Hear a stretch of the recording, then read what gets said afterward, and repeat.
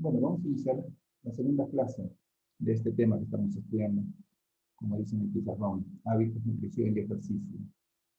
Empezamos con la primera clase estudiando qué era un hábito. Lo definimos como una pauta repetitiva de conducta que se ha vuelto casi inconsciente. Ese concepto es muy importante para un entrenador. Piensen que estamos trabajando en este momento con una herramienta de trabajo de los entrenadores que está confundida. Digo esto porque las personas se entrenan para bajar de peso. Esa es la razón por la que entrenan. La mayoría de ellos, excepto los deportistas. Ahora, hay un contrasentido teórico. El entrenamiento como ciencia no investiga la pérdida de peso. O sea que el objeto del entrenamiento, de la ciencia del entrenamiento, no es la pérdida de peso. Esto traté de explicarlo en la clase pasada, pero voy a utilizar estos conceptos, por eso este pizarrón que no va a parecer muy conocido, que tiene muchos repasos. Voy a trabajar en la presentación sobre ese concepto, porque inclusive es tan fuerte la demanda del mercado, porque el entrenamiento haga bajar de peso, que los entrenadores terminan creyendo que pueden lograrlo. Cuando digo pueden lograrlo, me refiero a que el entrenador, por el simple hecho de desarrollar medios y métodos, el entrenamiento es un medio que sirve para que el alumno no solamente pueda bajar de peso, a expensas de que el ejercicio produce un cambio en el metabolismo de los hidratos de carbono, que es con el que nacemos para la provisión de energía. O sea, técnicamente, nosotros hemos nacido para que el combustible que nos permita mover esta máquina biológica que portamos sea la glucosa, en un porcentaje muy alto, es la que produce la energía que usamos. Ahora bien, nosotros tenemos un sistema que es plástico, o sea que está todo el tiempo cambiando y todo el tiempo aprendiendo. Si uno le enseña al cuerpo a hacer ejercicio, lo estudiamos en endócrino, va a terminar ocurriendo que el cuerpo empieza a necesitar un combustible distinto al que nació. Simplemente porque la cantidad de energía que se necesita para desarrollar los procesos de entrenamiento es hasta 100 veces más alta que la que necesitamos para vivir. No solamente es mayor, sino que la tasa de producción, o sea, el momento en el que la requerimos, es mucho más inmediato. Esto hace que nuestro metabolismo, como respuesta adaptativa, aumente el metabolismo de las grasas, o sea, el sistema nervioso active a los sistemas neuroendocrinos para que ellos aumenten la cantidad de enzimas, la producción por parte de las glándulas, de las hormonas, que permiten no solamente utilizar más rápidamente la grasa dentro de cada célula, sino que también produce un efecto de cambio metabólico de la utilización de la grasa del tejido adiposo, que es excepcional en la vida sin el entrenamiento. Por eso es tan difícil para las personas sedentarias bajar de peso. Y si lo hacen, no siempre lo hacen a expensa de las grasas. La mayoría de las personas que bajan de peso exclusivamente por dietas, lo hacen perdiendo líquido y perdiendo tejido muy importante, como es el tejido muscular y el tejido óseo, que obviamente pesan mucho. Es más, pesan más que la grasa. Entonces, una persona consigue bajar de peso, pero lo hace a expensas de su salud en muchos casos, porque pierde masa muscular, masa ósea y muy poco tejido adiposo. El tejido adiposo está de alguna manera preservado en nuestro organismo porque es el depósito de donde el sistema nervioso puede sacar el combustible para armar las hormonas, para mielinizar las neuronas, para hacer cientos de procesos bioquímicos que ocurren en el organismo humano y que se hacen gracias a los ácidos grasos o al glicerol, que son los componentes de los triglicéridos que no en vano el sistema nervioso guarda en los tejidos adiposos y se ha puesto a sí mismo la función de activar a la única enzima que puede degradar, que es la lipasa hormonosensible. Traté de hacer una unión entre el sistema endocrino y la nutrición y referirla al hábito por una cuestión muy simple. Las personas, cuando aumentan de peso, si ustedes la analizan, los entrenadores deportivos tienen entrevistas y los entrenadores instructores tienen fichas, deben analizar todos los hábitos de una persona. Cuando nosotros estudiamos la adaptación deportiva, que está aquí en Bases Científicas de la Adaptación, estudiamos a Selye, a Hans Selye, y nos explicó Hans Selye, no olvide que tiene una teoría de adaptación, que se llama teoría adaptativa de Selye, que cuando los teóricos del entrenamiento la analizan para poner como base científica, la llaman síndrome general de adaptación.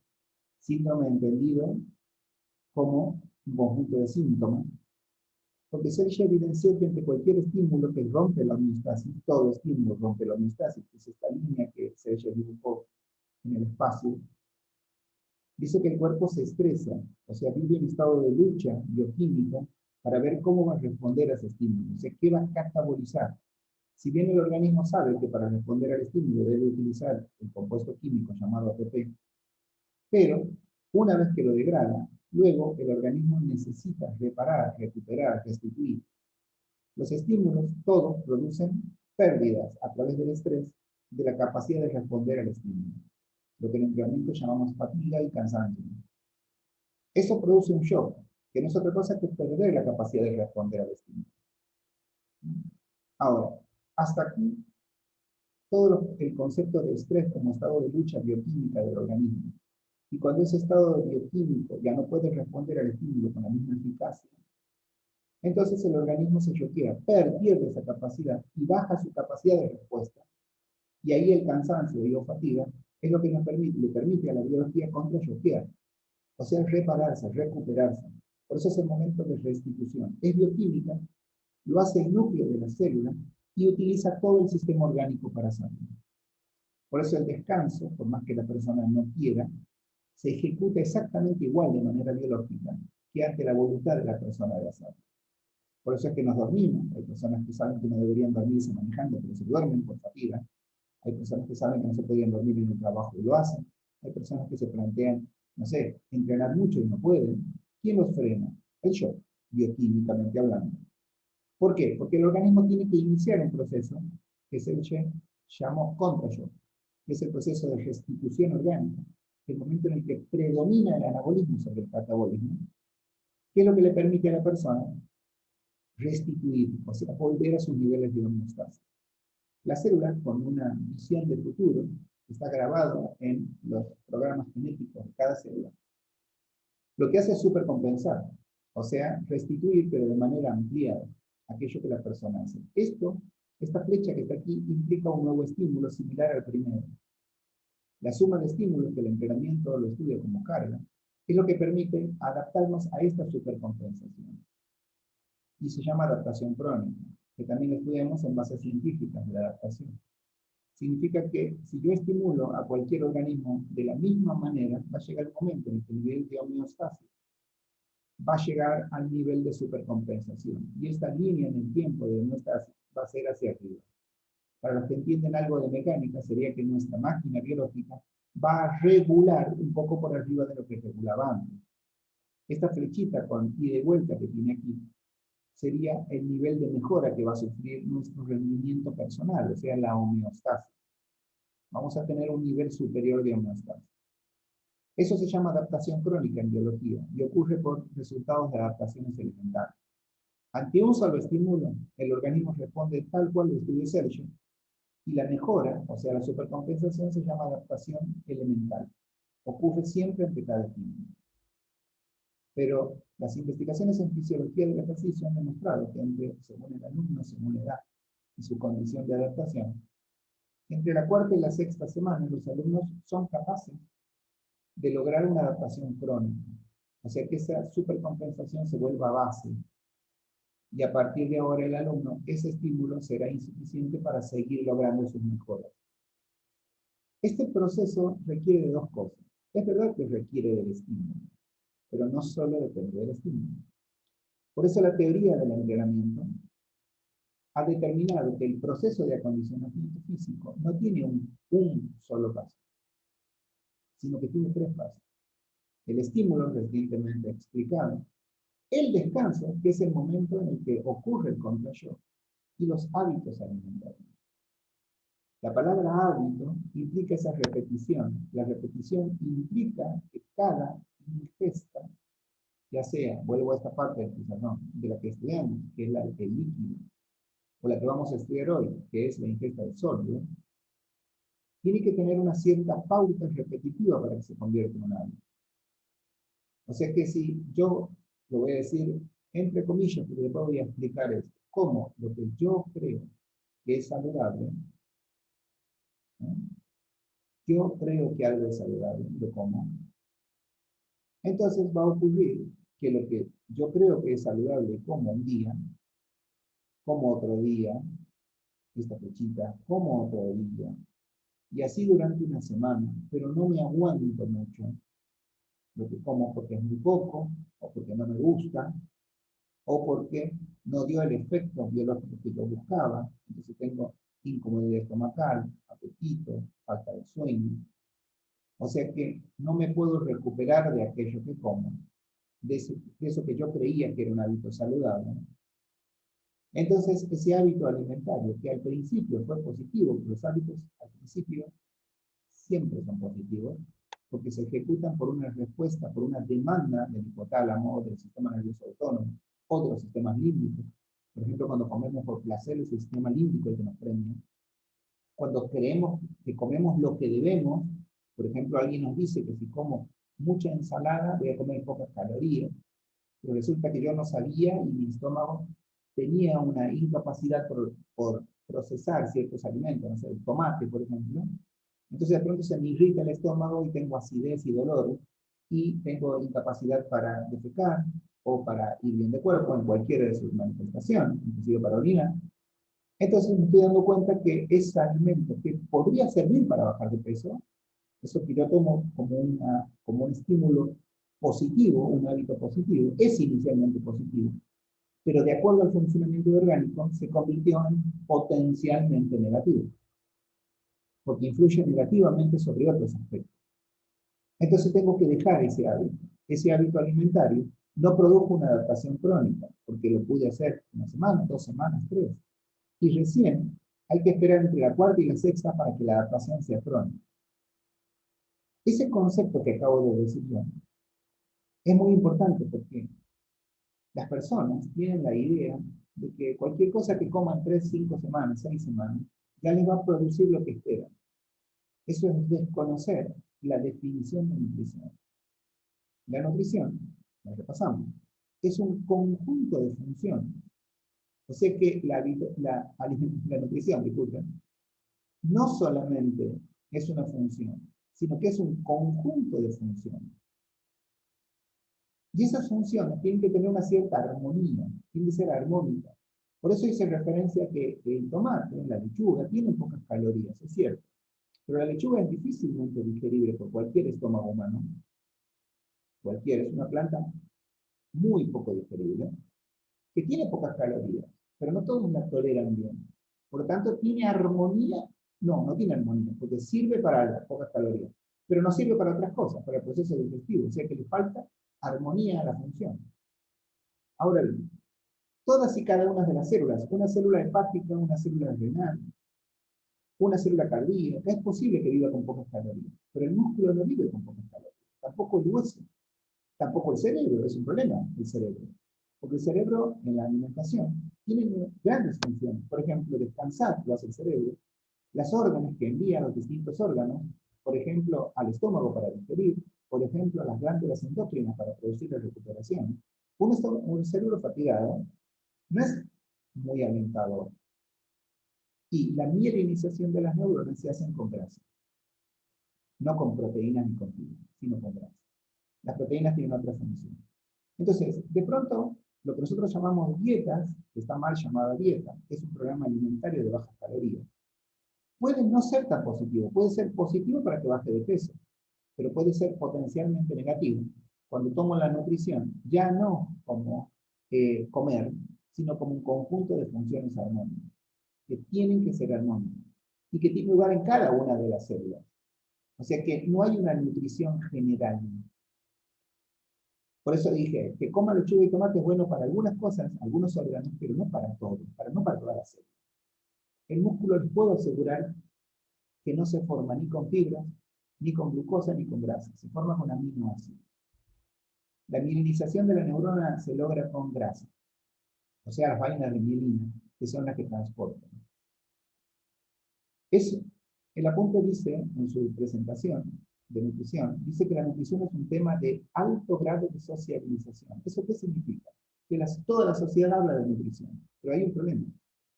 Cuando las palabras se usan mucho, pierden el valor técnico. Por eso dice también que tiene una conceptualización muy confusa, dice el autor. ¿Qué significa conceptualización muy confusa? Que la nombramos tanto y ya ni siquiera sabemos qué significa.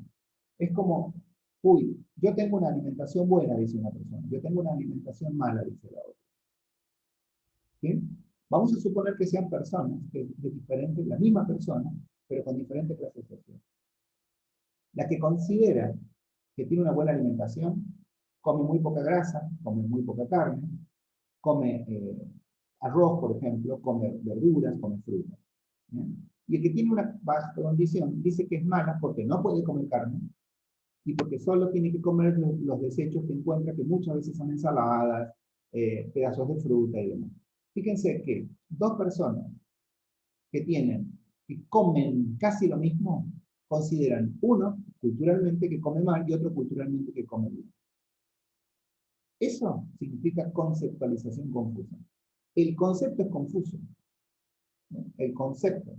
Y cuando el concepto es confuso, muchas veces usamos la palabra, muchas veces, como lo acabo de dar como ejemplo, contraria a su definición científica. En realidad, la nutrición no puede ser ni buena ni mala. ¿Por qué? Y porque es una función orgánica. Entonces, como toda función puede ser útil, o sea, efectiva o inefectiva. No olviden, no tiene que ver con la eficiencia y la ineficiencia, sino con lo efectivo. ¿Por qué? Porque efectivo, algo es eficiente cuando uno quiere determinar el proceso. Pero es efectivo si logra lo que busca. ¿Para qué comemos nosotros? Para nutrirnos. ¿Para qué tomamos agua u otros líquidos? Para nutrirnos. Si logramos el efecto, bien. Por ejemplo, si la persona de baja condición con lo que come logra ser saludable, o sea, no tiene disfunciones orgánicas, entonces el objetivo se cumplió. Es efectivo. Ahora, si el otro con la misma alimentación o con la misma hidratación no logra el objetivo, entonces su nutrición es inefectiva. El conjunto de funciones o no son armónicas o no sirve para lo que busca. Por eso es tan contrario a nuestra actividad que se llama entrenamiento deportivo, que un alumno tenga una dieta restrictiva de alimentos. Porque nosotros cuando realizamos estímulos que se llaman sesiones de entrenamiento, esas personas no pueden ejecutar bien. Y como pierden los dos elementos más importantes que necesitamos los entrenadores, que son los músculos, los huesos, los ligamentos y los tendones, o sea, el aparato locomotor y el aparato cardiovascular, el muscular fundamentalmente, entonces es ineficiente haciendo el ejercicio. Yo le pido que corra en una intensidad o que haga una clase con X cantidad de batidas para que el corazón esté en 160 y se fatiga a las 2 cuadras o a los 2 minutos. ¿Por qué? Y porque le falta sustento, le falta material.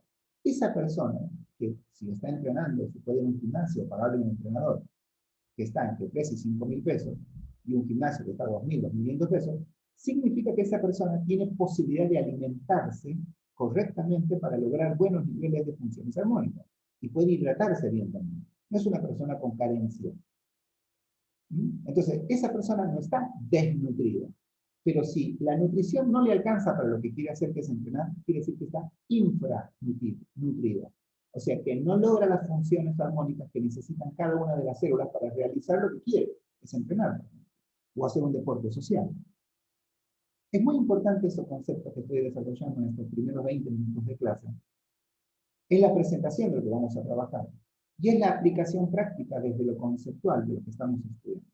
Los entrenadores no somos médicos, los entrenadores no somos nutricionistas.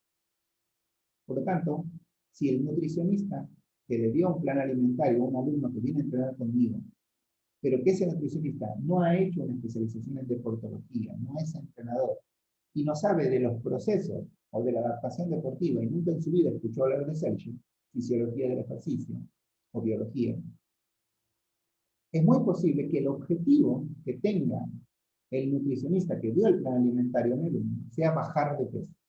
Y es totalmente contrario a las funciones armónicas que necesitamos para bajar de peso que para realizar estímulos de entrenamiento. Eso lo tienen que saber. No van de la mano.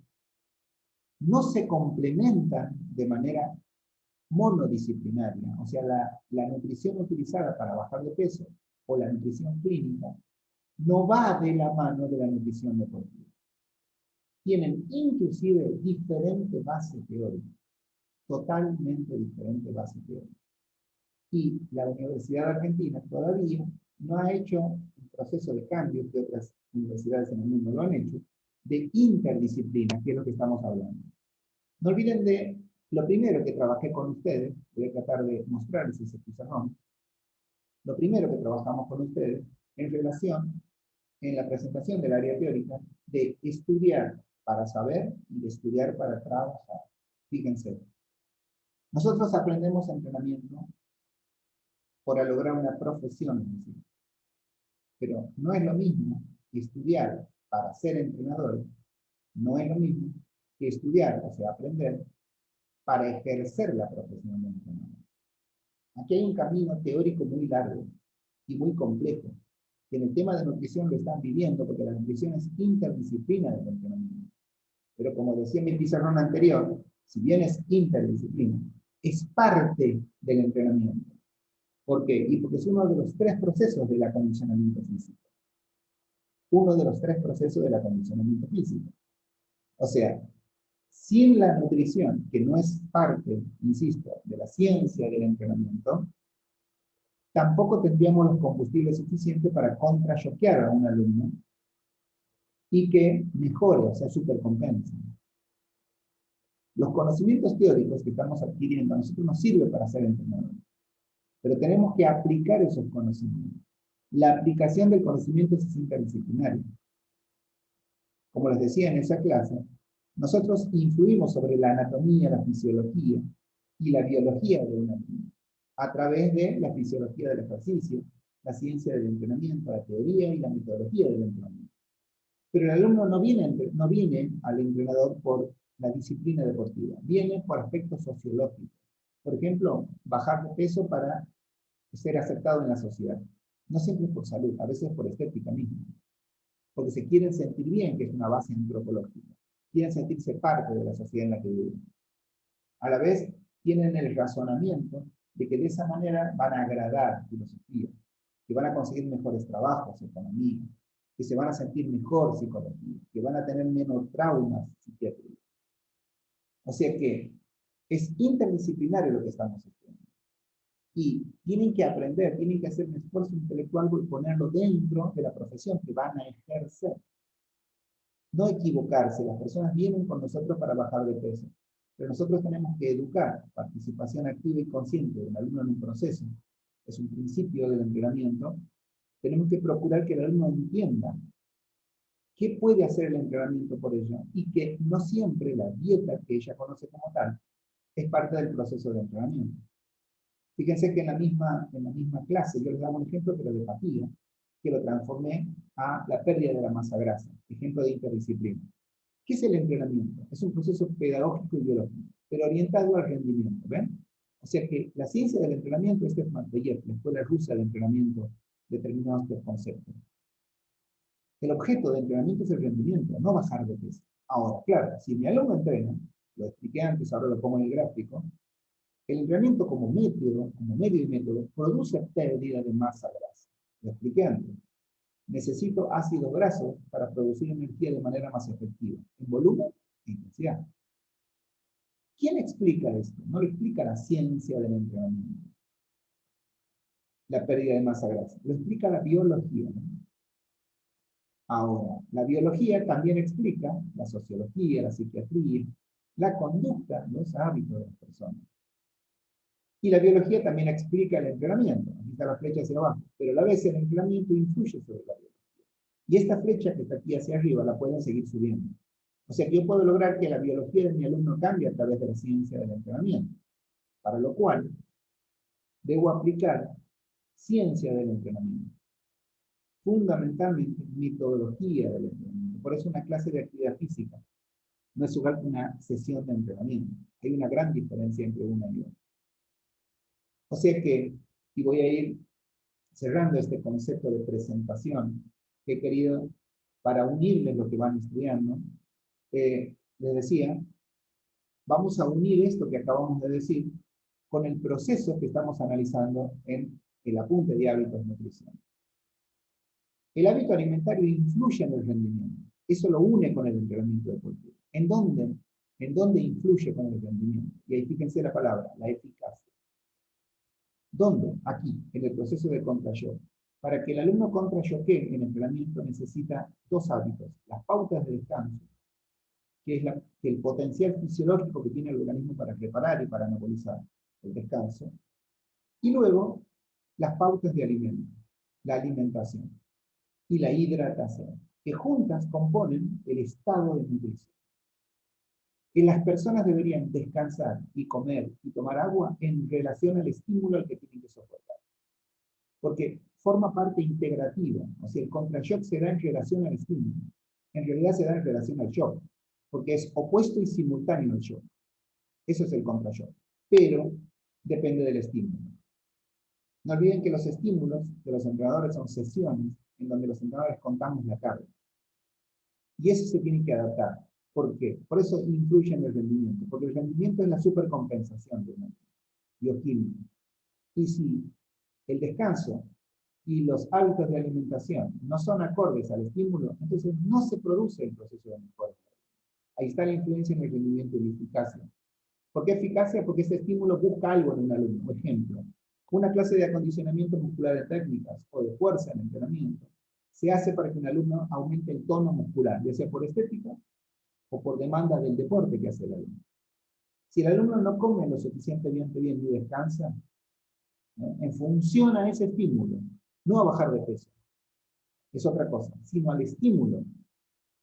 Ahora, si lo que yo busco es perder peso, bueno, entonces el estímulo es otro, de alimentación. No importa si lo que yo quiero perder peso, si pierdo agua o grasa, o si pierdo hueso, o si pierdo tejido. Importa que cuando me subo a la balanza y peso 100, ahora peso 70.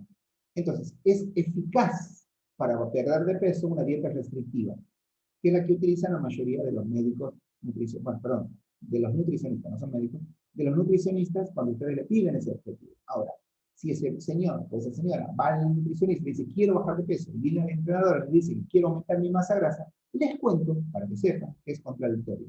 O sea que, a la vez, las dos cosas no se pueden.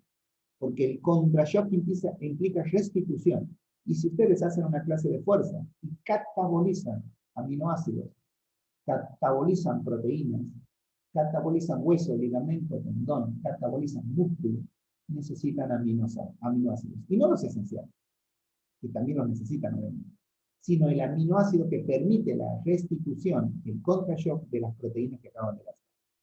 Si no, sí van a perder peso. Y el ejercicio va a ayudar, pero también van a perder condición de salud. Sobre todo, insisto, del aparato locomotor en general, del músculo en particular. La eficacia en los procesos de entrenamiento está dada en el rendimiento, ¿no? Y no en vano, esa eficacia se da en los procesos de recuperación, como dice el pizarrón que estoy repasando. Cuando ustedes hablan de rendimiento, hablan de organismo. Cuando hablan de eficacia en entrenamiento, hablan de los procesos de recuperación. ¿Por qué?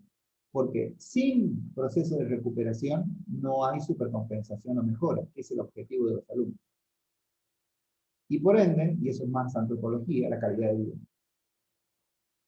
que es el hábito de vida, que es lo que planteaba al principio, de este capítulo, el apunte. Es muy importante relacionar los hábitos de alimento con lo que estamos estudiando. La nutrición es un conjunto de funciones y que la nutrición se alcanza con hidratación y alimentación. Hidratación es lo que hemos estudiado. Hoy nos vamos a meter dentro de la alimentación. ¿Bien? Nos meteremos dentro de la alimentación. Cambié el pizarrón. Lo primero que tenemos que saber de la alimentación es que es una ingesta de sólidos. Es lo primero. Lo mismo que cuando trabajamos sobre la hidratación, vimos que era una ingesta de líquido. Es muy importante el concepto de ingesta de líquido, porque ahí también hay un uso masivo del término, sobre todo el término hidratar. Por eso hemos hecho preguntas y respuestas la clase anterior. Ahora, para aumentar la cantidad de líquidos del cuerpo, cualquier líquido es útil. Ahora, para que luego con ese líquido el cuerpo, por ejemplo, aumente la cantidad de agua en el plasma que es necesario, porque el 60% del plasma es agua, solo lo puede hacer el agua corriente. Y en una medida un poquito menor y menos efectiva, el agua mineralizada o desmineralizada, todas las aguas que se compran y se toman. El agua. El agua es la que tiene la propiedad de termorregulación orgánica y que cumple las funciones que hemos estudiado. Por eso es importante saber que es una ingesta de líquido, pero que la hidratación se logra solamente con agua. Aquí va a pasar lo mismo. La alimentación es ingesta de sólido. Ingestar un sólido implica colaborar con los procesos de nutrición de un alimento. Ahora, ¿cómo se produce esos sólidos? Nosotros tenemos dos tipos. Primero, algo obvio, del medio ambiente nosotros extraemos las moléculas que nos componen. O sea, nosotros estamos compuestos por moléculas. Proteínas, lípidos, carbohidratos. Y desde el reino inorgánico, los minerales y las vitaminas. ¿Mm? Del reino inorgánico. La mayoría de ellas tienen unas moléculas muy grandes, son moléculas grandes, que no pueden pasar con facilidad desde el sistema, o sea, desde la boca, del sistema donde como, hacia la célula, que es donde yo las necesito. Para eso, y lo hemos estudiado también en el organismo como sistema generador de energía, la degradamos, se degradan, se catabolizan para hacerlas más chiquitas, más pequeñas. ¿Eh? Esa fragmentación de las grandes moléculas se llama digestión. Técnicamente la digestión es degradar una sustancia grande a una sustancia más pequeña. Y la que lo hace, ya lo saben, son enzimas. Las enzimas son sustancias químicas que producen el catabolismo de las sustancias químicas complejas. O sea que tienen muchos elementos. Y a la vez, cuando eso ocurre, estamos explicando qué ocurre con el sólido que tomamos de los reinos orgánicos e inorgánicos. Cuando eso ocurre, el sistema digestivo se encarga, ahora sí, de eso que hemos comido nosotros y que lo ha transformado en las moléculas más pequeñas, ponerlo dentro de la sangre, disponible para que las células puedan producir energía a partir de ello. Ese paso de las sustancias a través del tubo digestivo se llama absorción. Las moléculas grandes y complejas son hechas pequeñas y para poder entrar a la célula tienen que fragmentarse. Esa fragmentación que se produce a través de reacciones enzimáticas se denomina digestión. Y luego, cuando va a pasar a la sangre, el pasaje de esas sustancias por la pared del tubo se llama absorción. Este concepto es muy importante desde lo técnico. Va a servir cuando tengamos que explicar el sobrepeso, la obesidad en nuestros alumnos. Así que hay que diferenciar esos dos conceptos técnicos, la digestión y la absorción, que forman parte necesariamente de lo que vamos a denominar el camino de los alimentos, de la utilización que nuestro organismo hace del alimento. Es muy importante porque a veces comemos, pero si digerimos mal, entonces el alimento no se aprovecha como debería. Y a la vez, si se absorbe mal, hay enfermedades de ambos. Hay enfermedades, disfunciones primero y nada después de la digestión y de la absorción. Esto ocurre porque, y esto lo vamos a entender mejor un poquito más adelante, si no sufren esta digestión, la pared del sistema digestivo es una membrana que es semipermeable, o sea que necesita de la permeabilización, que solamente permite que pasen moléculas que son relativamente pequeñas. Y el sistema digestivo todo son esas pequeñas moléculas que van de un lado a otro, que lo vamos a estudiar hoy con el nombre camino de los alimentos. Ese sistema digestivo, vamos a pasar de pizarrón, así lo podemos ver, al sistema digestivo, que lo tenemos aquí en un gráfico muy claro, son un conjunto de órganos. Todos ellos están especializados en procesar los alimentos ingeridos, todos. O sea, desde la boca, la faringe que está aquí, el esófago, aquí lo tienen, todos ellos, el duodeno, el intestino delgado, el estómago, todas, y no olviden las glándulas salivares, el páncreas, el aparato biliar, es decir, todo esto es nuestro sistema, y cada uno que está aquí es el órgano. Cada órgano que tiene el sistema, no olviden que cada órgano forma sistemas de órganos. Están comandados todos por el sistema nervioso central y el sistema endocrino. Y esta es nuestra puerta, por la cual todas las sustancias ingresan a nuestro cuerpo. Y luego viven un proceso hasta que pueden ingresar como alimento a los sistemas generales para cumplir su función. Presten mucha atención cuando estudien cada uno de estos conceptos. aprendan el sistema, al aparato o al sistema digestivo. Lo tienen que aprender. Porque es la herramienta que ustedes tienen luego para educar a sus alumnos. La mayoría de los conceptos que rodean a esta teoría tienen un alto grado de sociabilización. Tabúes, cosas equivocadas, muy equivocadas. Muy. Por ejemplo, la más común, que todo el mundo cree, y es que tiene que tener hambre para comer, ¿no? Cuando uno adquiere un hábito, por ejemplo, de comer temprano, la mejor forma de alimentarse, vamos a llegar a ello en la tercera clase posiblemente, pero la mayor parte de las personas cree, por ejemplo, que como come con hambre, antes de ir a dormir, comen, porque les da apetito. El apetito es la exteriorización sintomática del hambre. Entonces, cuando les da apetito, comen. Lo que no saben, o si lo han escuchado no lo han internalizado, es que así como cuando mi organismo tiene sed, ya está deshidratado, cuando mi organismo tiene hambre, ya está infranutrido. O sea que todo lo negativo de no comer ya se dio. ¿Y qué va a pasar? Voy a ingestar de una manera no conveniente para la función orgánica. O mucho, o comida saturada en grasa, o la masticación va a ser pobre. ¿Por qué? Porque así ocurre cuando el cerebro cree que ustedes, el sistema nervioso, sobre todo el sistema nervioso central, el hipotálamo, cree que ustedes están infranutridos y se podrían morir por eso. Entonces acelera los procesos de ingesta. Comemos más rápido, comemos combinado, comemos muchas cosas. Se frena, el freno del comer del cerebro se anula por una cuestión muy lógica, porque el cerebro cree que se van a morir de hambre, de inanición sería. Entonces les permite a ustedes, y esta bolsa que tienen aquí que se llama estómago, el estómago es una bolsa que tenemos nosotros, que está aquí, y es una bolsa muscular que tiene una determinada cantidad de carga, podemos decir así. Se tiene una carga de entre 2,5 litros a 4, lo vamos a estudiar pronto, que el sistema nervioso le permite flexibilizar esa bolsa hasta llegar a 6-7 litros, para que ustedes puedan comer mucho, porque al hacerlo tener hambre, el sistema nervioso cree que ustedes se van a morir de hambre.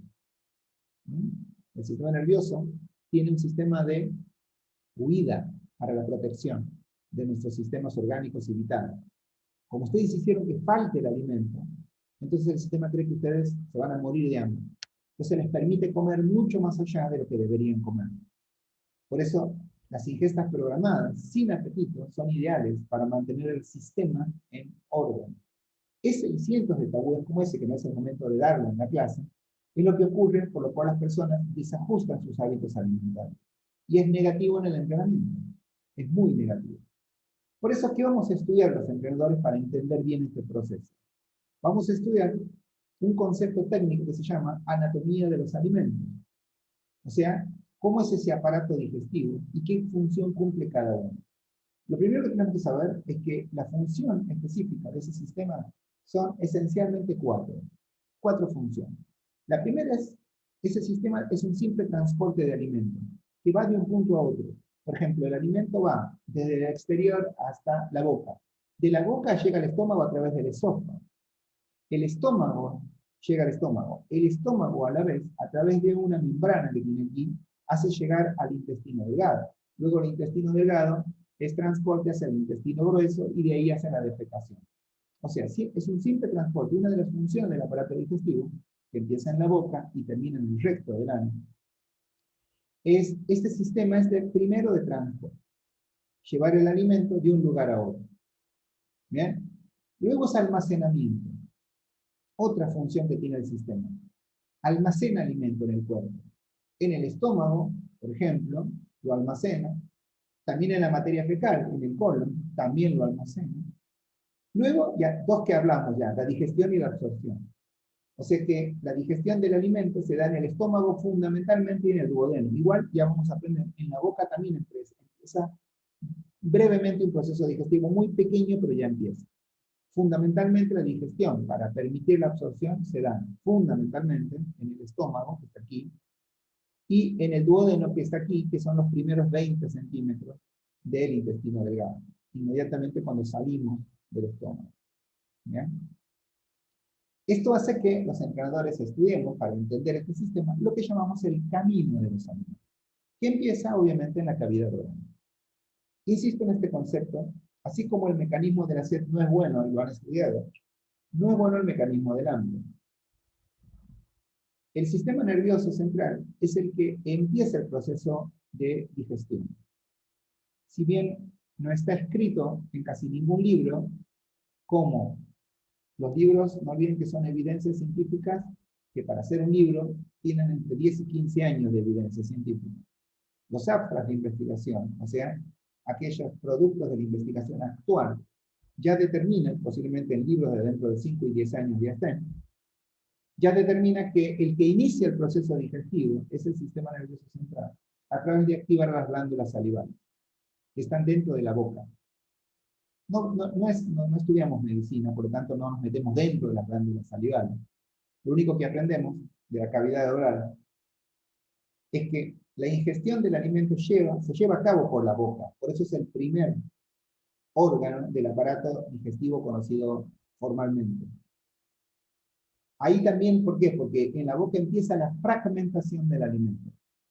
Las glándulas salivares pueden actuar de dos maneras. Y una de ellas es porque hay alimento, por la presencia de alimento en la boca. Pero el sistema nervioso autónomo también las puede activar de manera inconsciente. Y es ante el apetito. El hipotálamo manda dos órdenes cuando las personas tienen hambre. Una es a los depósitos. ¿Por qué tiene hambre la persona? Porque tiene hipoglucemia, o sea, tiene poco nivel de glucosa en sangre. Entonces el sistema nervioso, como se pone en una alerta y dice, uy, si no tengo glucosa en sangre no voy a poder nutrir a los órganos, fundamentalmente el corazón y el sistema nervioso. Entonces activa el sistema hormonal, como ustedes ya han visto, fundamentalmente el páncreas, para que empiece a fabricar mayor cantidad de glucagón. Y después tiene que seguir. Inclusive el sistema nervioso puede activar el cortisol, para que si no comí y me falta glucosa, activar el proceso de catabolización de las proteínas para que los aminoácidos cuando llegan al hígado, el hígado pueda producir glucosa nueva, gluconeogénesis. Todo ese proceso ocurre en la vida cotidiana y ocurre cuando una persona tiene apetito simplemente. El sistema nervioso, obviamente, si bien tiene que producir dos cosas el sistema nervioso, sobre todo el hipotálamo. Esa activación que conté a través del eje hipotalámico hipoficiario, de activar al sistema para sacar de los depósitos lo que tenemos como combustible, pero también hace otra cosa, produce apetito y activa las glándulas salivales. El apetito es para que tengamos hambre voraz de comer. El hambre voraz significa que no importa lo que como, o sea, todos los frenos del comer se anulan. El sistema nervioso, que también tiene el freno del comer, se anula. Y ocurren una catarata de situaciones bioquímicas que no son agradables para la función orgánica. Ya les dije que el estómago se agranda. El páncreas fabrica mayor cantidad de bilis el hígado fabrica bilis, disculpen, y el páncreas mayor cantidad de enzimas pancreáticas. No olviden que vamos a estudiar todos estos órganos. Pero quiero que dimensionen la tormenta de bioquímicos que producimos por el simple hecho de tener hambre. No es tan bueno tener hambre para comer. A eso me refería. La segunda forma en la que se activan las glándulas salivares es para esperar el alimento. La primera, y la más importante, y la que nos mantiene sanos, es la comida. Por eso que cuando nosotros nacemos a la vida extra mamá, ¿sí? O sea, cuando salimos de la vida intrauterina, que contamos en la panza de nuestra mamá, lo primero que hacemos es llorar cuando necesitamos el alimento. Hay evidencia científica de que el nenito ahí no tiene hambre todavía, sino que el sistema le está enseñando a ingestar cada X cantidad de horas, la biología. Le pasa a todos los bebés de todas las especies biológicas, incluidas las plantas. Por eso las plantas, ustedes, aquellos que saben algo de botánica, de la biología de las plantas, saben que comen a determinado horario, que viven de determinada manera, que están reglados solo que por la naturaleza. Bueno, esa naturaleza bioquímica y biológica, nosotros también de chiquito nos enseña eso. Por eso a un bebé, la mamá sabe que le tiene que dar de comer cada X cantidad de tiempo. Si le tiene que dar la teta, le da la teta, si no el alimento sólido. Determinada cantidad. Porque si no el changuito llora. Ahora, ese ser vivito va a empezar a llorar o a necesitar, igual que una planta. O sea, cuando ustedes sacan una planta y lo ponen en un interior, por ejemplo, que quieren empellarse de su casa, o un perro, por ejemplo, que lo sacan de su vida de animal y lo ponen, como lo domestican, digamos, el perro vive un proceso, igual que la planta, de adaptación a esa nueva vida, que no siempre es positiva para el perro, o positiva para la planta. Por eso se mueren tantas plantas, o por eso se enferman tantos animales domésticos. Hasta que, vaya a saber cuánto tiempo, porque hace muy poco, que la evolución acepte la domesticación de plantas y animales. Bueno, les cuento que eso pasa en el ser humano también. Hay muchas enfermedades y cada vez más se van evidenciando que se dan por problemas de ingestas o de horarios de ingesta o por sociabilización del lenguaje técnico. Los empleadores lo vemos todo el tiempo, todo el tiempo. Y sobre todo los empleadores que nos hemos especializado en casos especiales. O sea, nosotros cuando estudiamos la obesidad determinamos el valor de la ingesta en, por ejemplo, la producción de tejido adiposo. Muchas personas, hace 40 años para atrás, cuando los hábitos alimentarios eran otros, las personas no tenían problemas de obesidad, por dos cosas. Primero, por la forma en la que se alimentaban, y segundo, porque la vida, estamos hablando de hace muchos años atrás, ni siquiera había revolución industrial, no estaba tecnificada todavía. O sea que el hombre con su motricidad realizaba la mayor parte de las tareas mecánicas de la vida. Hoy lo hacen máquinas, robots y demás. Esa es una de las razones. Y la otra es el cambio por una cuestión social del hábito alimentario.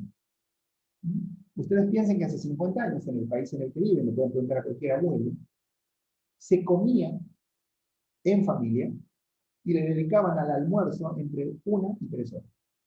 No estoy hablando de los domingos, los almuerzos. Y la mayoría de las actividades, la familia lo hacía, aquel que haya tenido. Mi padre era chofer de vialidad y muchas veces llegaba a las 3, 4 de la tarde a mi casa. Los hijos de la casa ya habíamos comido. Mi hermano servía el almuerzo a una hora determinada, comíamos todos y mi mamá esperaba a mi papá para comer, por ejemplo. Una costumbre social de la época. Y en Santiago del Estero, claro.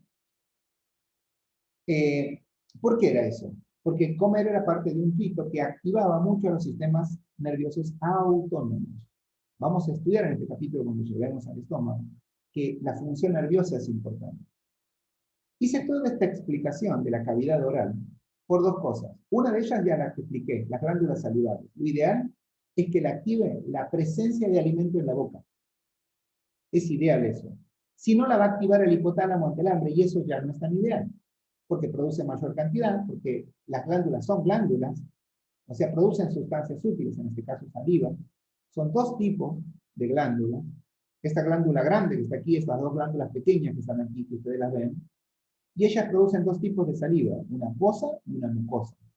La primera en salir es la acuosa, ya voy a trabajar sobre ella, y luego está la mucosa. Ahora bien, no es la única función que tiene el alimento en la boca. La segunda, y no menos importante, es la fragmentación mecánica del alimento.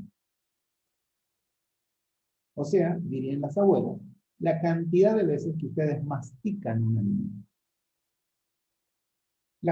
Voy a explicarlo de manera conjunta para que lo entiendan.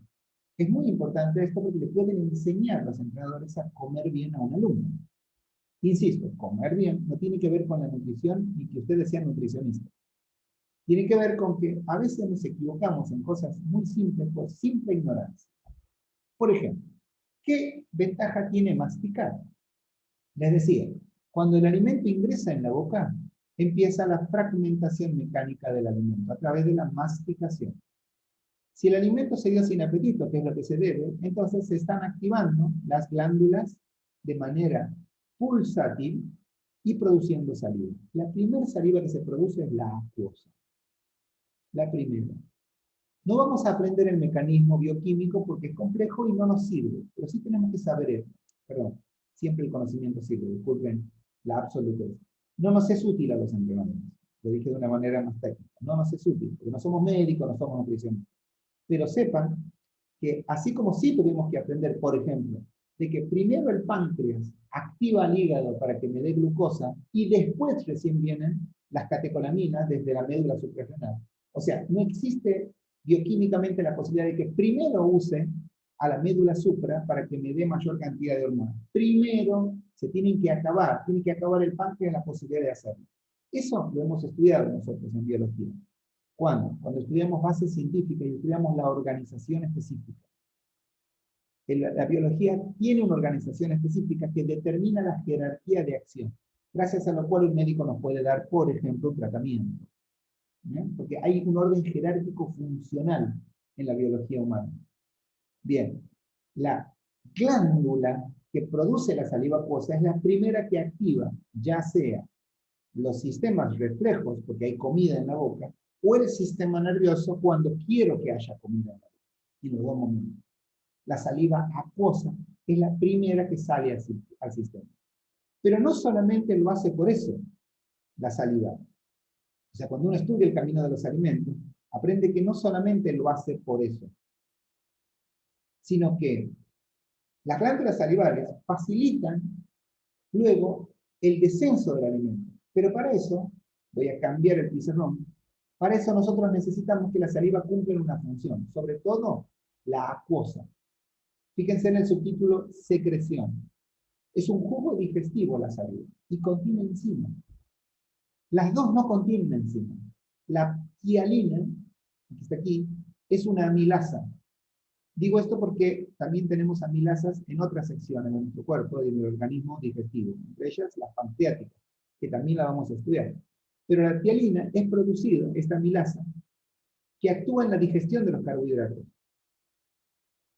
¿Y quién regula el sistema nervioso autónomo? No olviden, y vuelvo a un pizarrón anterior, no olviden ese concepto. El sistema nervioso autónomo va a activar. Ahora, va a ser porque hay un estímulo alimentario y mi alumno está, o sea, el alumno o la persona está fragmentando alimentos a través de la masticación, y eso va a estimular el sistema nervioso autónomo, que va a estimular a las otras glándulas, que son las que van a producir la saliva mucosa.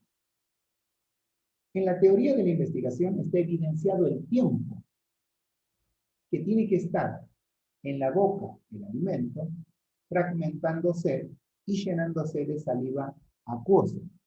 Está medido entre los 15 y los 30 segundos. Si masticamos lento, como se debería, entonces se va a cumplir el tiempo que algunas abuelas les decían, que antes de tragar masticaran 25 a 30 veces. Si cada masticación se hace al ritmo de un segundo por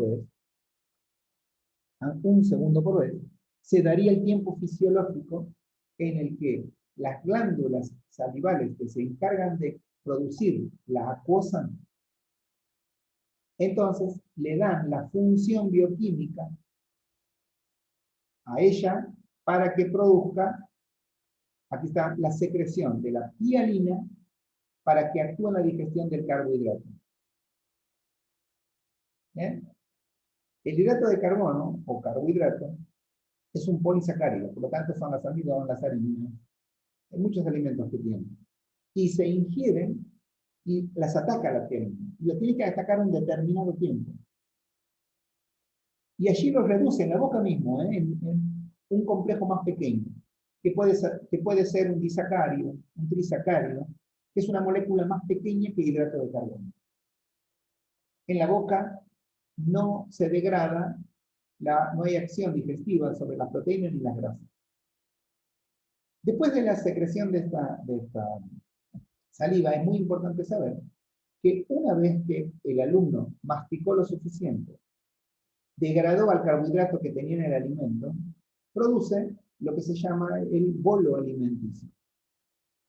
El bolo alimenticio se produce cuando termina, el bolo alimenticio, se produce cuando termina el proceso de masticación, o sea, la fragmentación del alimento. Si es que tiene suficiente tialina, y si es que tiene suficiente tialina, el sistema nervioso autónomo va a hacer otra cosa, que es ponerle al bolo alimenticio la otra saliva. Por eso, cuando ustedes leen, voy a volver al pizarrón anterior, aquí, dice que hay saliva acuosa y mucosa, y que el objetivo de transporte en esta situación se va a dar recién, o sea, va a pasar al esófago la comida. Jugo digestivo contiene una enzima, la tialina, dice, que actúa en la digestión. La regulación está a cargo del sistema nervioso. Y para que el bolo alimenticio pase al esófago, tiene que recubrirse de la saliva mucosa, que recién sale al torrente sanguíneo cuando el sistema nervioso entiende de que el bolo alimenticio ya está listo para pasar hacia el esófago. Ese proceso se llama deglución. El bolo alimenticio se transporta por la faringe al esófago hasta el estómago. El esófago es un tubo muscular que contiene, perdón, que dirige hacia abajo, ahora voy a decir, les voy a contar qué quise decir, desde la faringe hasta el estómago. Esto les quise decir. No lo estudiamos nosotros porque no somos médicos, pero sepan que el esófago contiene una gran cantidad de enzimas que se llaman enzimas esofágicas que siguen degradando al bolo alimenticio, de tal forma que cuando llega al estómago ya tiene un estado de debilidad en los enlaces químicos de todas las sustancias químicas que están dentro del esófago. Entonces, cuando la comida llega al esófago, ya tiene saliva acuosa primero y saliva mucosa después. Cuando llega al estómago, el estómago, que es el tercer paso y el cuarto, si es que pensamos en el sistema nervioso también como parte, que llega hacia ese lugar, el alimento ya llega listo para empezar una de las tres funciones más importantes que tiene, luego de la secreción de saliva y de eglución, que empieza un proceso de fragmentación de las otras sustancias químicas, porque ahora, hasta ahora fue el hidrato de carbono nada más. Proteína y grasa no tuvo acción digestiva todavía. Algo importante que está en su apunte es que las glándulas salivales, la función de la mucosa es facilitar el descenso de los alimentos por la faringe e iniciar el proceso de degradación química. Esa degradación química se da en las enzimas esofágicas. Eso es lo que quería aclarar, que de esa manera lo dice en su apunte. La saliva mucosa lubrica el alimento cuando baja por el esófago y es la que activa a las enzimas esofágicas para que esas moléculas se mantengan como forma de bolo que facilita la deglución y que va a llegar de alguna manera hacia el estómago. Ese proceso está muy bien explicado en el apunte, ¿no? Y lo tienen que entender, lo tienen que saber. Cuando lleguemos después, estamos estudiando la anatomía y la fisiología de los alimentos. Cuando lleguemos a la última parte, que va a ser en la otra clase, cuando sobre todo los consejos que dan los nutricionistas tienen que ver con esto que están estudiando ahora, con esta base teórica. Bien, el estómago. ¿Qué hace el estómago? ¿Qué función cumple? Almacenamiento y mezcla.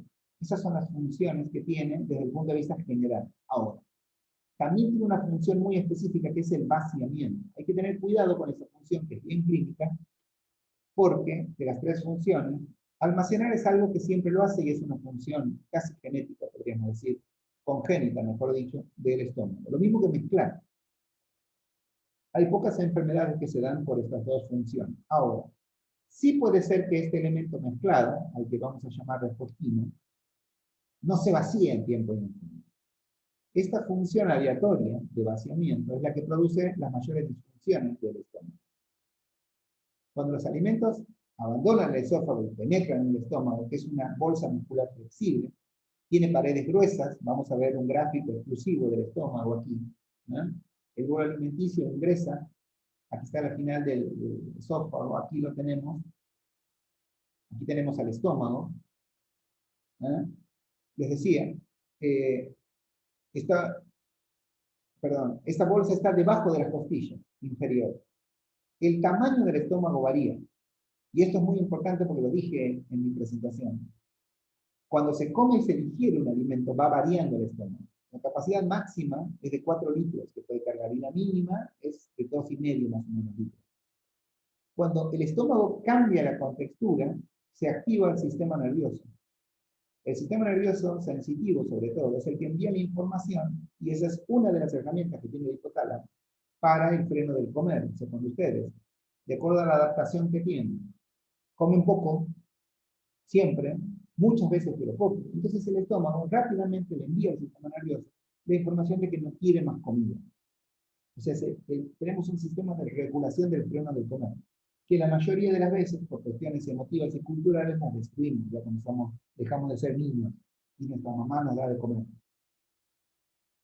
Sigamos con el estómago. Cuando se produce la deglución, el estómago se relaja para dar cabida a los alimentos que vienen en el bolo alimenticio. O sea, el bolo alimentario, cuando pasa el esófago, y hay una orden nerviosa para que se relaje el estómago. Que no olviden, es una bolsa muscular. Y eso le da camino. Como les dije antes, entran los alimentos. Ahora, ¿cómo ingresan? Voy a hacer aquí con mi cursor la forma en la que ingresan. Cuando ingresa al estómago, entran de forma concéntrica. O sea, miren, hace esto el alimento, como estoy haciendo yo, y hace como una espiral que llega hasta adentro, de forma concéntrica. Así se almacena el alimento. Y las sustancias que llevan más tiempo en el interior, o sea, las que le cuesta más al estómago digerirla, van hacia las partes centrales, fundamentalmente la proteína, que es lo que más tiempo le lleva a digerir al estómago. Entonces, se relaja el estómago y recibe los alimentos y llegan de forma centrífuga. Ahora, el estómago tiene la posibilidad, como les va a decir el apunte, de cargar alimentos de forma creciente, ¿no? Entonces, como es una bolsa muscular, se puede agrandar todo lo que ustedes necesiten. Hay que tener cuidado con eso. Entonces, las proteínas luego están las grasas, en esa forma de almacenamiento, y por último, los disacáridos, según haya sido la digestión, ya están muy cerquita de salir del estómago para producir el vaciamiento. Pero eso sería el almacenamiento del estómago, una de las funciones del estómago. Claro, luego el estómago, ¿qué hace con el bolo alimenticio? Lo mezcla. Tenemos dentro del estómago jugos digestivos secretados por las glándulas del estómago. El estómago también tiene glándulas digestivas. Cuando se ponen en contacto con los alimentos, son la activación, al igual que en la boca, ¿bien?, para producir esa mezcla. A lo largo de toda la pared del estómago se producen movimientos en ondas. Es como, imaginen ese estómago moviéndose en ondas retractivas. O sea que se empieza a mover. Ese movimiento de onda es el que permite la digestión. Esas ondas mezcladoras que permiten la fluidez del contenido estomacal, se lo mezcla, como si fuera la ropa, envían el contenido hacia el duodeno, que va a empezar el vaciamiento. Estas ondas, que es el movimiento peristático que tiene el estómago, ocurren cada 20 segundos. ¿Bien? Luego, se va a vaciar el estómago, el proceso de vaciamiento. ¿Cómo hace todo este proceso el estómago? Lo hace a través, y aquí está mi gráfico, de la influencia de dos sistemas que ustedes ya conocen. El sistema nervioso, que lo hace a través de sus nervios, y el sistema endocrino, que lo hace a través de sus hormonas. Entonces, el sistema nervioso se halla bajo la influencia de los sistemas nerviosos autónomos y del sistema endocrino. Por ejemplo, la anticipación del alimento y la presencia del mismo en la boca. Fíjense que el apunte va a hablar de anticipación del alimento, igual que mi pizarrón. Está con otro color a propósito para que yo se los explique. Cuando ustedes tienen hambre, el sistema empieza a anticipar el alimento. O sea que el sistema nervioso autónomo, el apetito, implica la necesidad de que ustedes quieran comer. Anticipan la demanda del alimento. La anticipan. Y la otra es el mecanismo cuando el alimento está en la boca, o sea, la presencia. Esas son las dos formas en las que se pueden, les enseñé, se activan las glándulas salivares. ¿Cuál es la ideal? Con la presencia del mismo en la boca. Comer sin hambre. Porque él ya empieza el movimiento de agitación del estómago. O sea, el estómago se empieza a agitar y empieza a producir los famosos jugos gástricos. Esto es muy importante porque yo les conté que cuando ustedes tienen apetito, todo esto ocurre igual, solo que no va a venir alimento. O sea, que ustedes agrandaron el estómago sin necesidad. Solo que el estómago, como cualquier otro órgano, vive el síndrome general de adaptación. Muchas personas que tienen mucho tiempo hambre terminan teniendo un estómago más grande y aquellos que tienen la posibilidad de comprarse alimentos, normalmente siempre los llenan. Esto no pasa, obviamente, en las personas desnutridas, porque el problema de las personas desnutridas es que no tienen la capacidad de adquirir el alimento, ya sea de comprarlo o de otra manera, pero no lo tienen. Por eso se diferencia las personas que sí pueden comprarlo y tener, las personas que logran sobrepeso y obesidad en muchos casos, de aquellos que no, obviamente, ¿no? Porque ustedes me van a preguntar, ¿y por qué las personas de la calle muchas son flaquitas? Y porque no pueden comer, porque no tienen capacidad de comprar o de adquirir el alimento, no se los dan. Ahora, a nivel bioquímico y de biológico pasa exactamente lo mismo en el estómago se agranda, no por la presencia del alimento, sino por la anticipación del alimento, que es el hambre, en esas personas. En cambio, el que tiene posibilidad de comprar el alimento con hambre lo compra. Y siempre compra alimentos que están saturados en grasa y que son de bajo nivel de digestión. ¿Por qué? Y porque el cerebro pide eso para llenar el estómago, vamos a decirlo de esta manera. Lo cierto es que el sistema lo hace como un mecanismo de defensa y lo hace también para producir los jugos gástricos. ¿Bien? Perfecto. Ahora, no olviden que también hay algo que es importante. Este sistema, que es endocrino, que es neuroendocrino en realidad, se puede inhibir por emociones, como por ejemplo el miedo o la bronca, la ira. Todo eso hace que no se active este sistema y que no tengamos apetito, por ejemplo.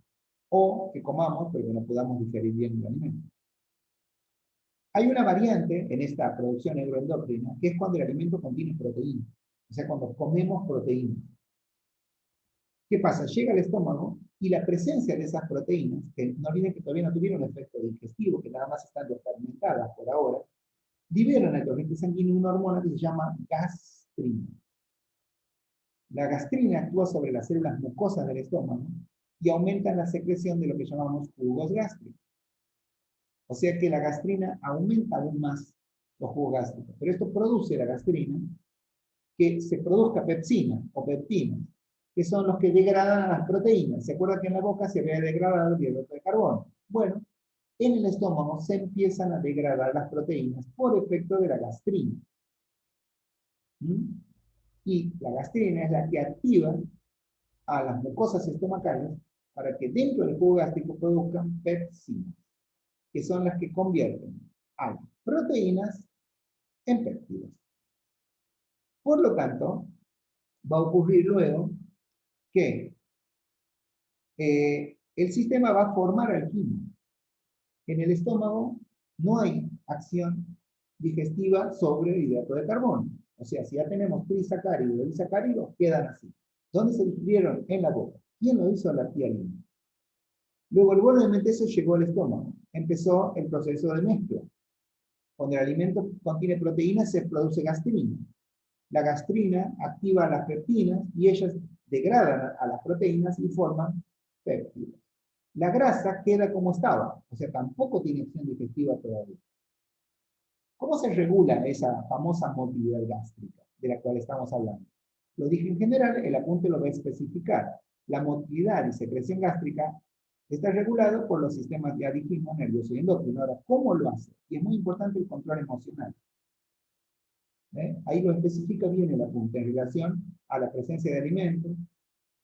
Inclusive, como le dije antes, del apetito, la vista, el olor, la idea de comida también estimulan.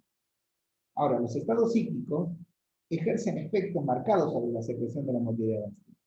Y lo hacen a través de nervios que ustedes ya saben, se llaman nervios vagos, del sistema parasimpático. El temor, la depresión, hacen disminuir la secreción y la motilidad. La ansiedad, por ejemplo, produce el efecto contrario. Cuando uno tiene ansiedad, entonces quiere comer más. Y luego está el control intestinal, que ya vamos a llegar ahí. ¿Sí? Pero cuando los productos de digestión proteica entran en esta partecita que se llama duodeno, que vamos a especificar aquí, aquí en el duodeno, estimulan la secreción de gastrina también. En cambio, las grasas y los carbohidratos y el ácido inhiben la secreción de la motilidad en el estómago. Por eso el quimo, fíjense que el bolo alimenticio es lo que tomamos en la boca. En cambio, el estómago, después de su mezcla, termina con el quimo. ¿Qué significa eso? El bolo alimenticio tenía proteínas, grasas y trigisacáridos. O sea que era un hidrato de carbono ya digerido. El quimo ya tiene la proteína digerida, por lo tanto tiene péptidos. Va a pasar algo con la grasa. Ya voy a decir cómo se transforman en gotas lipídicas la grasa. Y luego en trigisacáridos. El quimo ya tiene esta situación. El quimo es el que va a pasar a la otra situación, que es el quimo llega hacia el intestino delgado. El intestino delgado en donde va a haber digestión y absorción. Antes, como somos entrenadores, como siempre digo, y no parece que estuviera fuera una clase de biología clínica, pero es así, vamos a hacer una pequeña salvedad, que también está en el apunte, respecto a qué ocurre con la ingesta de alimentos cerca del entrenamiento. Primero, es muy importante, lo dije cuando presenté la clase, que no solo comamos en cantidades suficientes y de acuerdo a las necesidades bioquímicas de nuestra salud, sino hay que tener en cuenta cómo la bioquímica utiliza estos alimentos. Insisto, hasta ahora vamos viendo desde que masticamos, el tiempo que estamos masticando, cómo llega al esófago.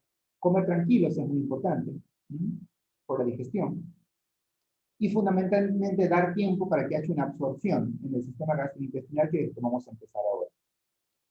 El tema del deporte, cuando el deportista ingiere alimentos en buenas condiciones de digestión, que se dan todas las otras cosas que dije antes, es tan importante contar con, por ejemplo, la fuerza muscular, según el apunte, pero también la resistencia. Los órganos tienen que funcionar correctamente para que un alumno mejore su nivel de rendimiento.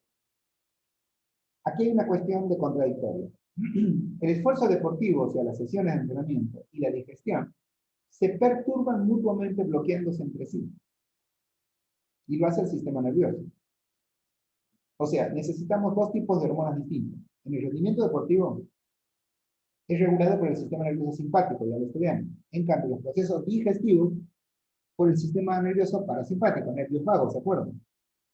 Entonces, la función digestiva durante el esfuerzo no se realiza en un modo óptimo, como en el descanso.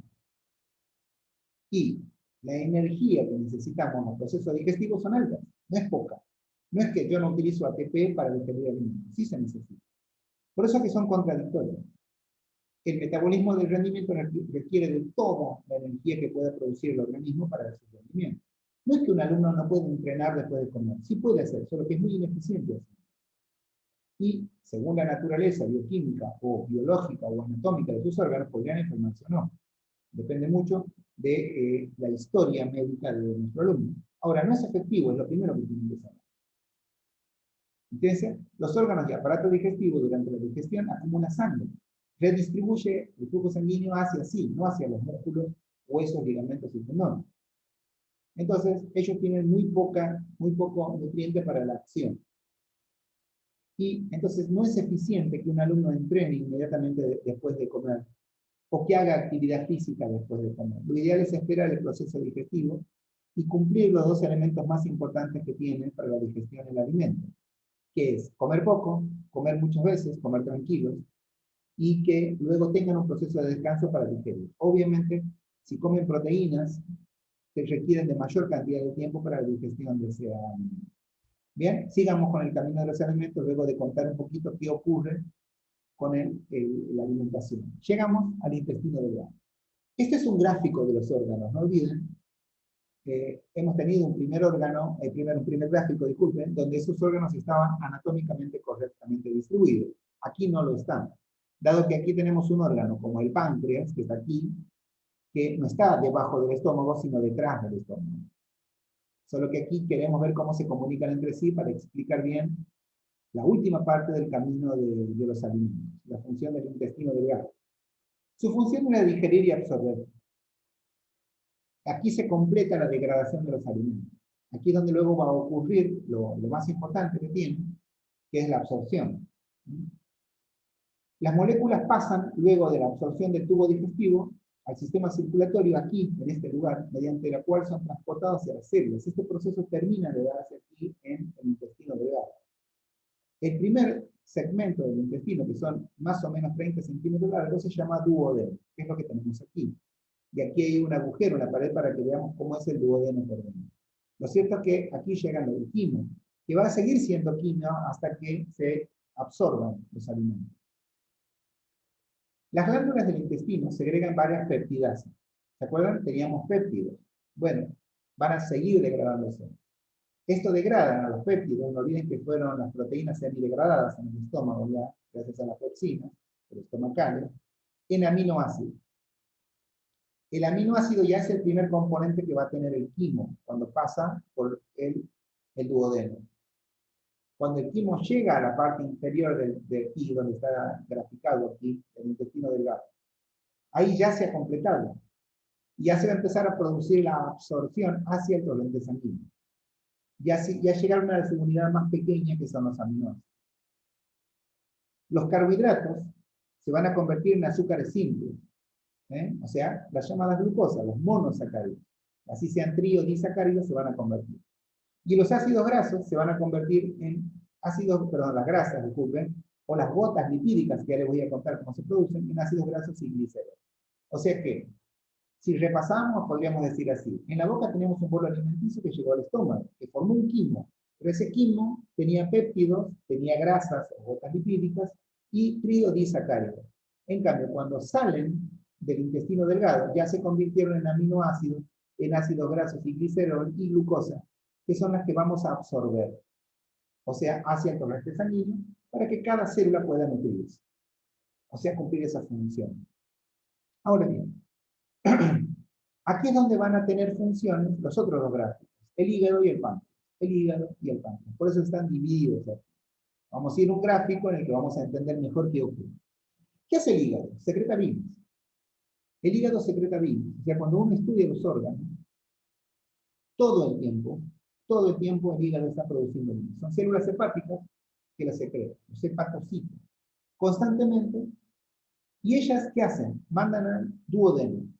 ¿Ven? Por eso les conté que este gráfico está de esta manera. El hígado secreta bilis. ¿Bien? Eso alcaliniza al quimo, es la función que cumple. ¿Qué significa alcaliniza al quimo? El quimo es ácido. El proceso de alcalinización es sacarle acidez a una sustancia.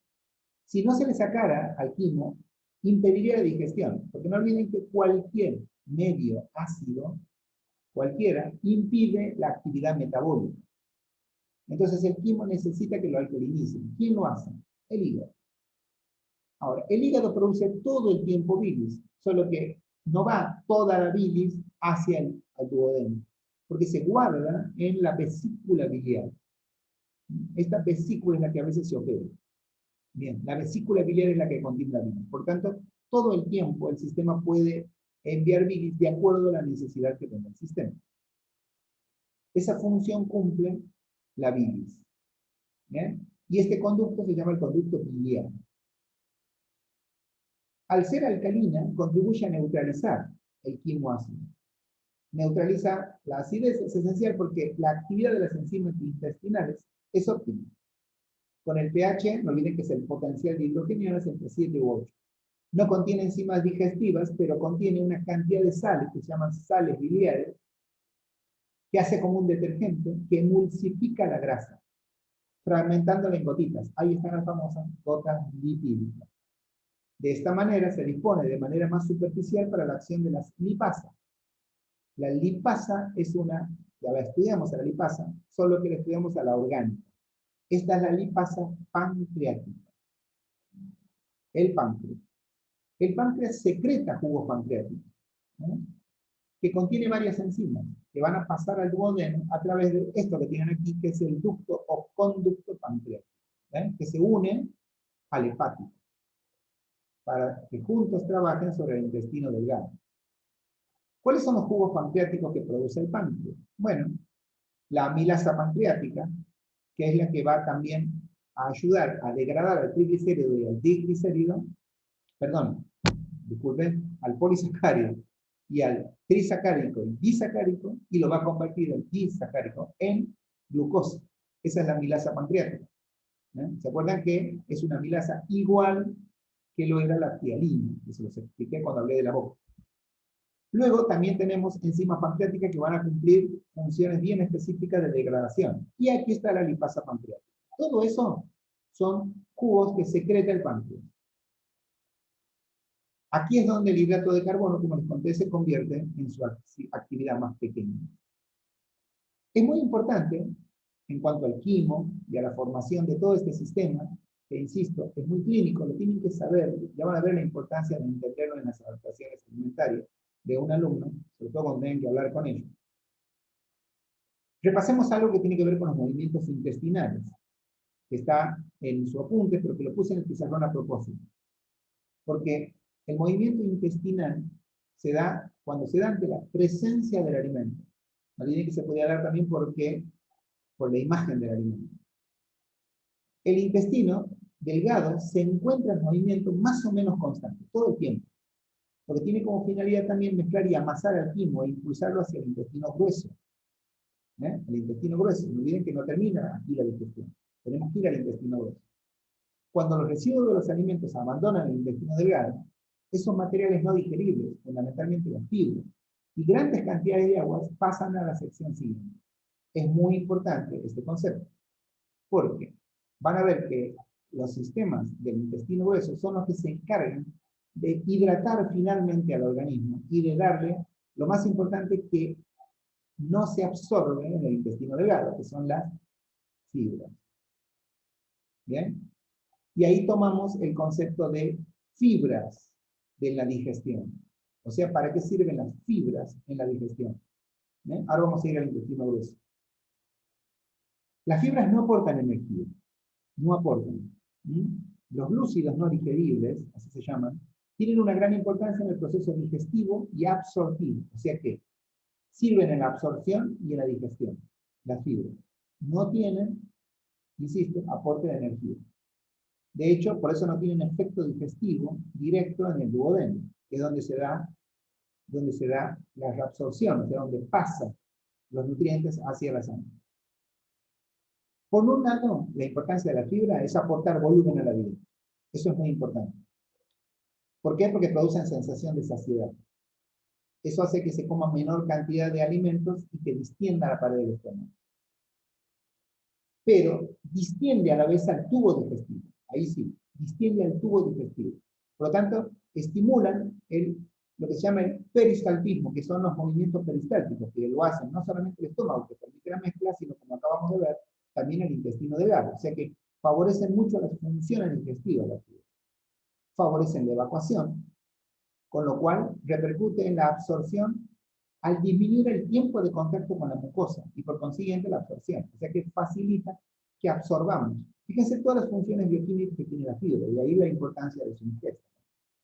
Por esta misma razón, dificulta la reabsorción de ácidos biliares y aumentan la eliminación con las heces, o sea, con la materia fecal, participando así en la regulación de algo muy importante que lo estudiamos ya, que es la colesterolemia, o sea, la cantidad de colesterol en sangre.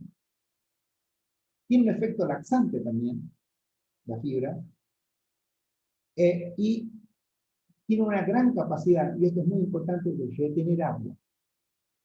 No olviden que aquí dice en el pizarrón que cuando los residuos alimentarios abandonan el intestino delgado, ahora voy a ir a ese gráfico más grande, los materiales no digeribles, las fibras, y grandes cantidades de agua pasan a la sección siguiente. Esa sección siguiente de la que me está hablando es el intestino grueso, que tiene una gran función en el camino de los alimentos. Ahora sí vamos al pizarrón siguiente.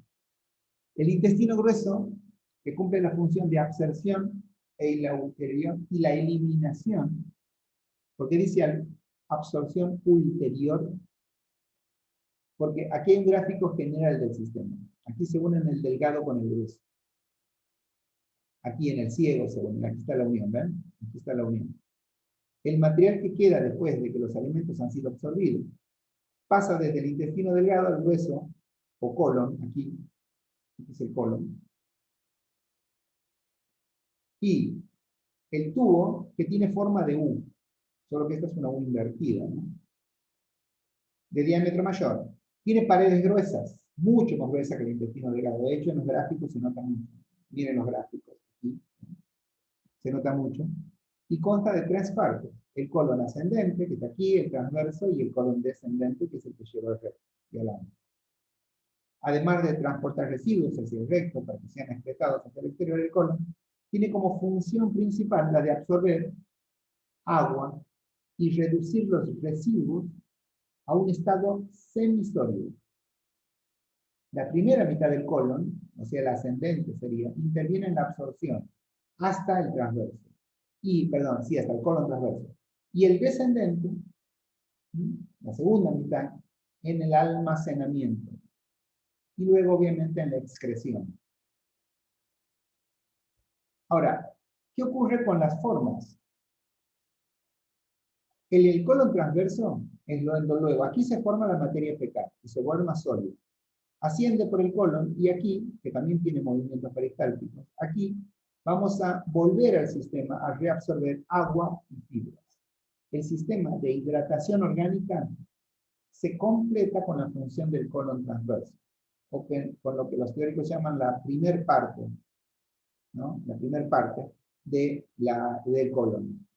¿Por qué? Porque, fíjense ustedes, vamos a suponer que tienen diarrea. Los ancianos y los niñitos, los bebitos, no deben tener diarrea, porque significaría que se van a morir deshidratados, porque no tienen capacidad todavía de regulación orgánica con depósitos, cuando son muy bebés, cuando somos ancianos. Entonces ocurre de que los médicos frenan la diarrea, porque ¿qué es la diarrea? Significa que la materia fecal sin ser sólida, sale directamente por el ano y por el recto y el ano, sin pasar por la reabsorción. O sea que no reabsorbemos ni fibras que llevan agua, ni agua propiamente dicho. Entonces, ¿qué ocurre en ese caso? Ocurre que nos deshidratamos más fácilmente. ¿Mm? Por eso el pizarrón dice eso, que no solo transporta, sino que tiene una función de absorber agua y reducir los residuos a un estado semisólido. Por eso habla de la primera mitad y la segunda mitad, que es de donde luego se excreta. Aquí termina el camino de los alimentos y vamos a terminar la clase de hoy. Luego vamos a seguir estudiando este sistema que hemos empezado hace 2 clases, nos falta una tercera clase, y no olviden que es el sistema con el que terminamos el cursado teórico. Aquí se afianza con estos conocimientos la fisiología humana, que es la forma en la que nuestro sistema está organizado en aprovechar los alimentos como combustible. Gracias por la atención, que tengan un lindo día.